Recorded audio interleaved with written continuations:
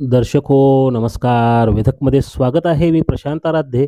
एक ताजी घडामोड अशी आहे, की राज्याचं युवा धोरण ठरवण्याकरता एक समिती गठीत करण्यात आलेली आहे आणि यामध्ये मुख्यमंत्री देवेंद्र फडणवीस आणि उपमुख्यमंत्री अजित पवार आणि एकनाथ शिंदे यांनी माढा मतदारसंघाचे आमदार अभिजित पाटील यांना या समितीमध्ये घेतलेलं आहे.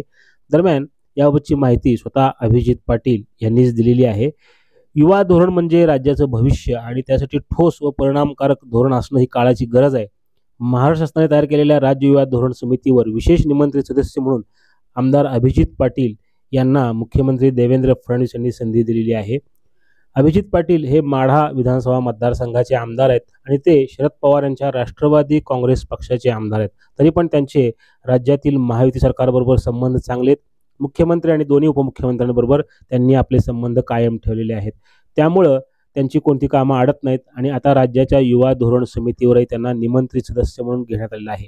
या समितीच्या माध्यमातून युवकांचं शिक्षण, रोजगार, क्रीडा व सामाजिक नेतृत्वाकरता नवे मार्ग खुले करण्यासाठी प्रयत्न केले जाणार आणि महाराष्ट्रातील युवकांच्या स्वप्नांना दिशा देणारं आणि नवीन संधी निर्माण करणारं धोरण यातून तयार केलं जाणार आहे आणि याकरता म्हणून ही समिती गठीत करण्यात आलेली आहे. याबाबतचा GR ही राज्य सरकारनं जारी केलेला आहे.